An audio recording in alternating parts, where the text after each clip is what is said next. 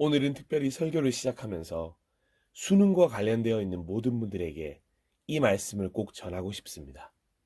긴 시간 정말 고생 많으셨습니다. 정말 박수받아 마땅하십니다.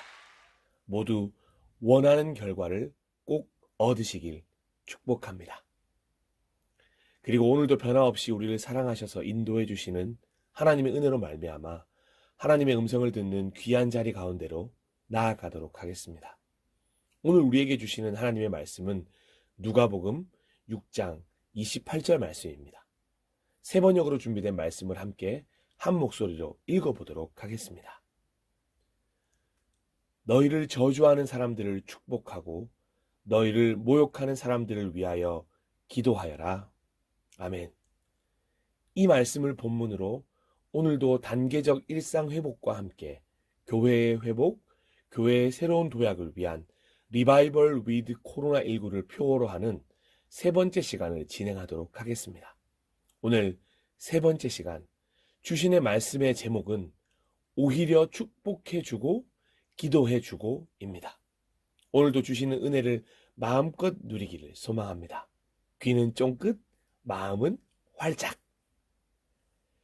벌써 2년이 넘는 시간 동안 한국뿐 아니라 전 세계가 코로나의 영향력 아래에 있습니다. 하지만 저기 멀지 않은 곳에 한 줄기 빛이 보이기 시작하는 요즘입니다. 조금만 더 시간이 지나면 언제 코로나가 있었나? 기억에서 잊혀져 가는 날도 다가오게 될 것입니다. 부디 그날이 하루라도 속히 오기를 기도해 봅니다.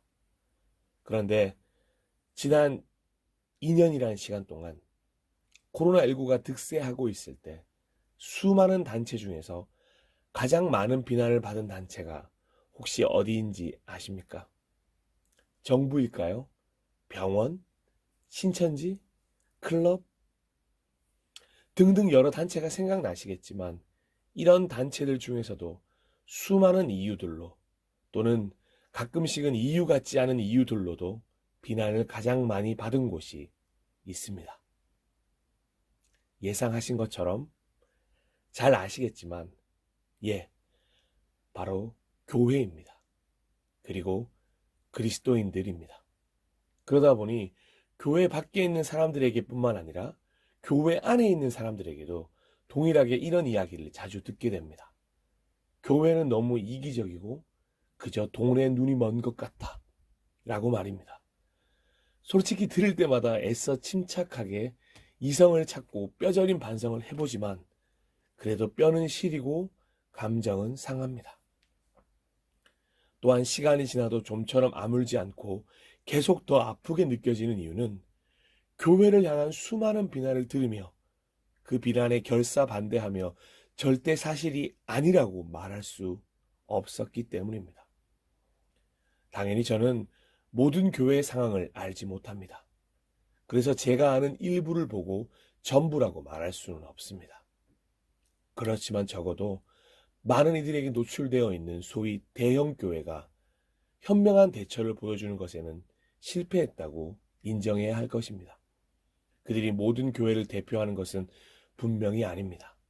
하지만 대표의식을 가지고 행동했어야 할 필요성이 있습니다.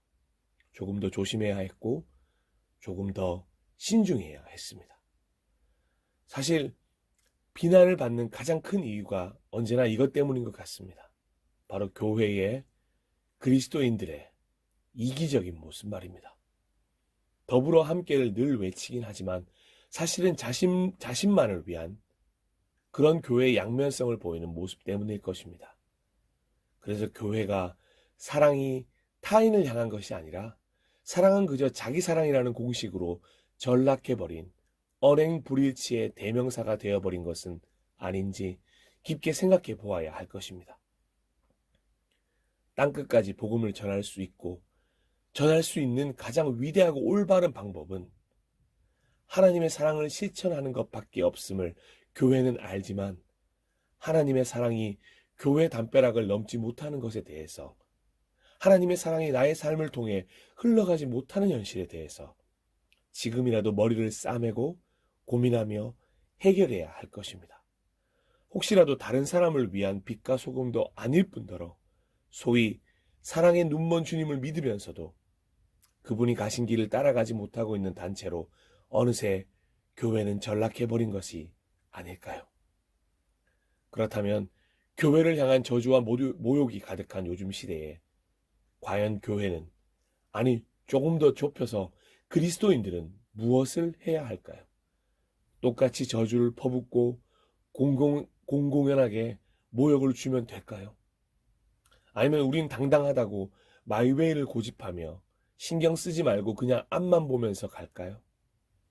어차피 우린 거룩하고 세상은 타락했으니 손절하면 되는 걸까요? 일부의 문제라고 폄하하고 그냥 무시해 버릴까요? 그런데 만약 우리가 이런 방법으로 대처한다면 교회는 이제 더 이상 세상 속에서 세상을 변화시키는 교회가 아니라 세상과 평행선을 그리는 그저 외딴 섬으로 자리 잡게 될지도 모르겠습니다. 그러면 이렇게 저주와 모욕이 가득할 때 교회는, 그리스도인들은 과연 무엇을 해야 할까요? 무엇을 할 수 있을까요? 지금은 목회자의 말을 들을 필요가 없습니다. 지금은 교회 개혁을 부르짖는 누군가의 말도 들을 필요가 없습니다. 사람의 말은 지금 필요하지 않습니다. 지금 우리에게 필요한 것은 요한계시록 2장 3장에서 그토록 외치고 있는 말씀입니다. 귀가 있는 사람은 성령이 교회들에 하시는 말씀을 들어라. 아멘. 지금이야말로 말씀으로 돌아갈 때입니다.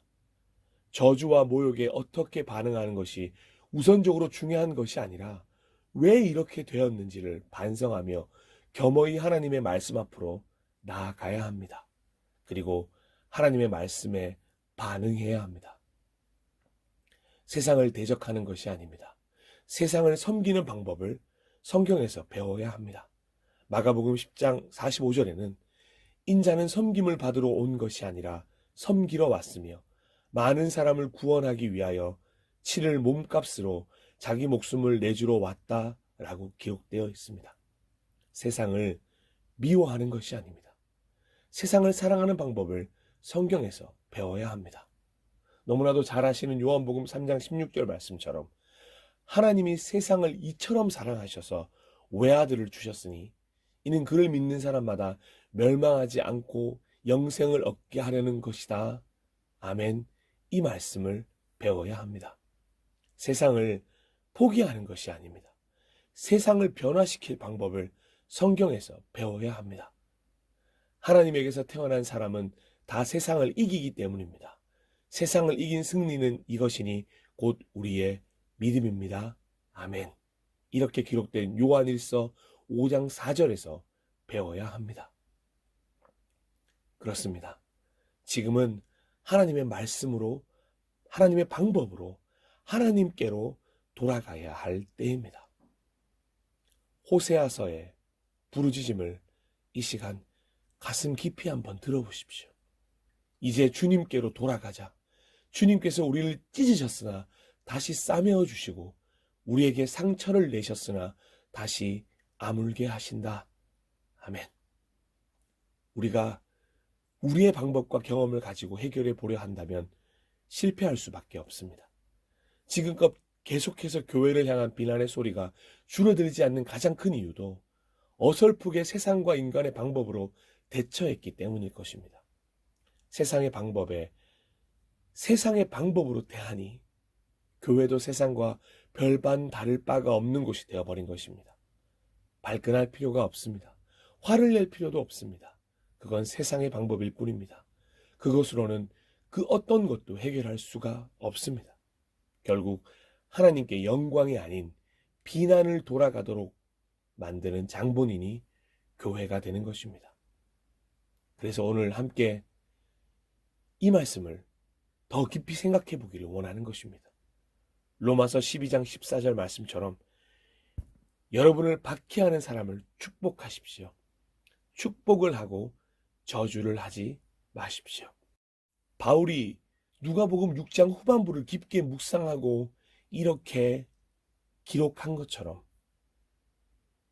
그런 의미에서 오늘 주일 시간을 내셔서 누가복음 6장 후반부를 우리 모두 깊게 묵상해 보았으면 좋겠습니다. 누가복음 6장 후반에는 우리가 지금 시기에 귀 기울여야 할 예수님의 가르침들이 가득합니다.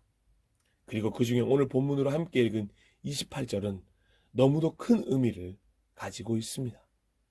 너희를 저주하는 사람들을 축복하고 너희를 모욕하는 사람들을 위하여 기도하여라. 아멘.